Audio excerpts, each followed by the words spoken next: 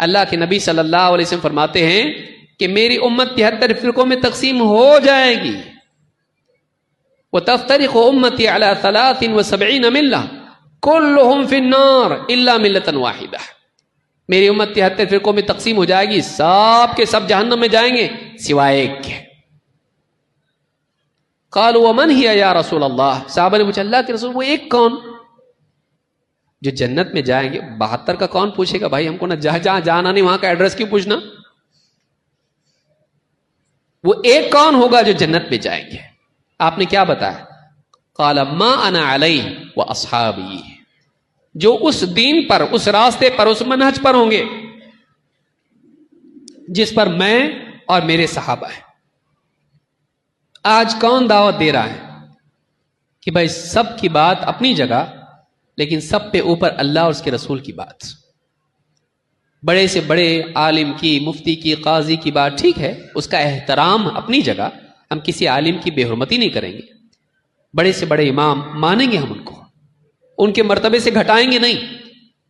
لیکن اللہ کے بندے، امام سے نبی کا مرتبہ بڑا ہوتا ہے نا، یہ تو جانتا ہے.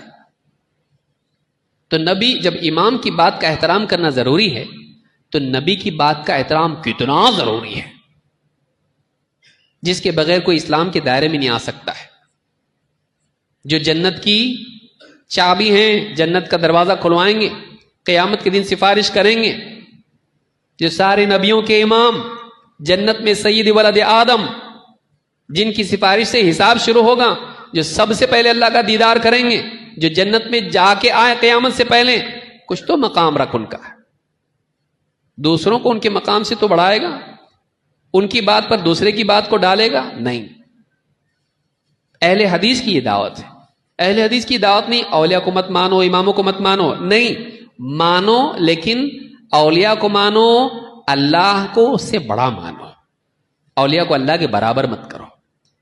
اماموں کو مانو لیکن نبی کا درجہ اونچا ہے، اماموں کو نبی کے برابر مت کرو.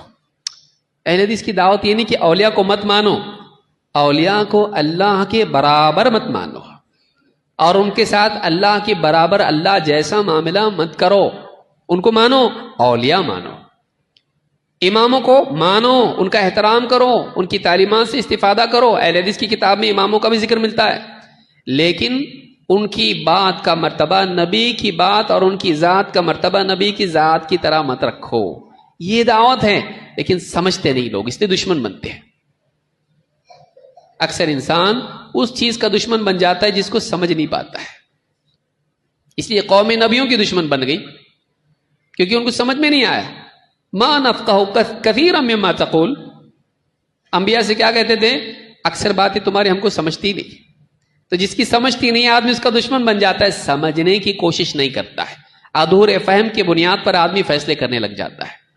آج اتنے سارے فرقے مسلمانوں کے ہیں، ان میں آج ہمارے لیے ضروری ہے کہ ہم انتخاب کیسے کریں کیا؟ ایک نیا فرقہ بنائیں کہ ہم کوئی فرقے کو نہیں مانتے، ایک نیا فرقہ نہیں، بلکہ ضرورت ہے. آپ نے کیا فرمایا؟ ما انا علیہ واصحابی، جس پر میں اور میرے صحابہ ہوں، جو اس راستے پر ہوں گے وہ جنت میں جائیں گے. معلوم ہے کہ آج ہم کو دیکھنا ہے کہ وہ کون ہیں جو اس راستے پر ہیں جو اللہ کے نبی صلی اللہ علیہ وسلم اور صحابہ کا راستہ ہے. اس عقیدے پر، اس منہج پر، اس طریقہ کار پر، ان اصولوں پر کون ہے؟ اس کی طرف کون دعوت دے رہا ہے؟ جس پر نبی صلی اللہ علیہ وسلم اور صحابہ کی جماعت تھی. آج اگر کوئی ہے اس راستے پر، اس منہج پر، ہم کو اس کے ساتھ ملحق ہونا ہے، اس سے جڑنا ہے. ہم کو جا کے نیا کچھ بنانا نہیں ہے. نیا بنانے کا ٹائم بھی ہمارے پاس نہیں ہے، اور بنانا صحیح بھی نہیں ہے. جو اہل حق ہیں ان کے ساتھ جڑنا. تو آج فرقہ بندی بھی مسلمانوں کے لیے ایک بڑا مسئلہ ہے. اس کا حل یہ ہے کہ ہم کتاب و سنت کے تابع ہو کر ان لوگوں کے ساتھ جڑیں جو کتاب و سنت کے پابند ہیں. یہ بھی ایک برائی ہے جو ہمارے معاشرے میں پائی جاتی ہے، فرقہ بندی جو ہماری مصیبت کی جڑ ہے. اللہ کے